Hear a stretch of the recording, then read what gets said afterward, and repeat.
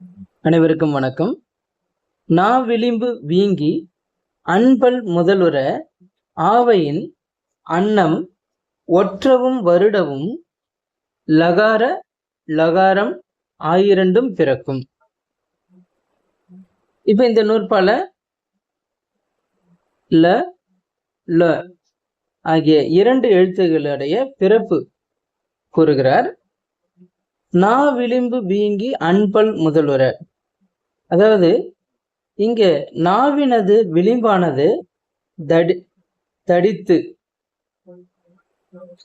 பல்லினது அணிய இடத்தை பொருந்த. இங்க என்ன சொல்ல வர்றாருன்னா, இப்ப இது ஒரு நாவினுடைய அமைப்புன்னு வச்சுக்கோ. இப்ப இந்த பகுதி இருக்கு இல்லைங்களா, இந்த பகுதி நா விளிம்பு வீங்கி அது என்ன ஆகுது அப்படின்னா, அது சென்று இந்த பக்கத்திலையும் இந்த பக்கமும் இடது வலது பக்கங்கள் இருக்கு இல்லையா, அந்த பக்கத்துல இருக்கிற அன்பல், அதாவது இது நம்ம முன்னாடியே பார்த்திருந்தோம். அன்பல்னா என்ன, பல்லும் அன்னமும் இணைகின்ற பகுதி. இது வந்து இந்த பல்லும் அன்னமும் சொல்றது எல்லாமே நீங்க பாத்தீங்கன்னா, இது மேல் அன்னத்தை அந்த மேல் வரிசை பற்கள் தொடுகின்ற இணைகின்ற அந்த பகுதி அன்பல் முதலுற ஆவையின் அன்னம் ஒற்றவும் வருடவும். அப்ப அதே நிலையில அந்த அன்னத்தை ஒற்ற லகரமும் வருட லகாரமும் பிறக்கும். இது என்ன அப்படின்னு பாத்தீங்கன்னா, இரண்டு நிகழ்வு நடக்குது. முதல் இந்த இரண்டு எழுத்துக்களுக்கு ல இந்த ரெண்டு எழுத்துக்களுக்குமே நா விளிம்பு வீங்கி அன்பல் முதலுற, அது இந்த பகுதி. அடுத்தது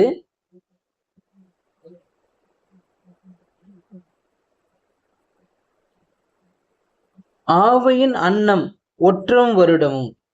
இது எது அப்படின்னு பார்க்கும்போது, அந்த முதல் நா இருக்கு இல்லையா, அது அன்னத்தை ஒற்ற லகரமும், அதுவே அந்த அன்னத்தை தடவ வருட லகாரமும் பிறக்கும்.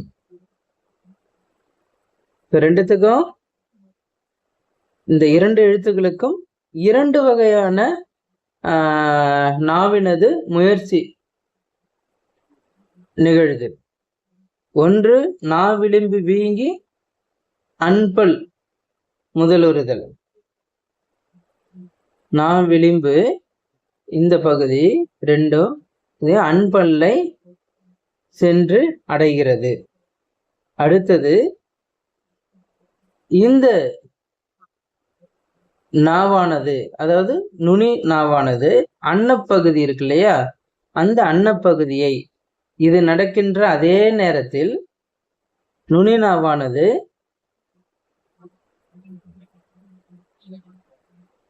அன்னப்பகுதியை ஒற்றவும் வருடவும், ஒற்றும் பொழுது லகரமும் வருடும் பொழுது லகாரமும் ஆகிய இந்த இரண்டு எழுத்துக்களும் பிறக்கும்.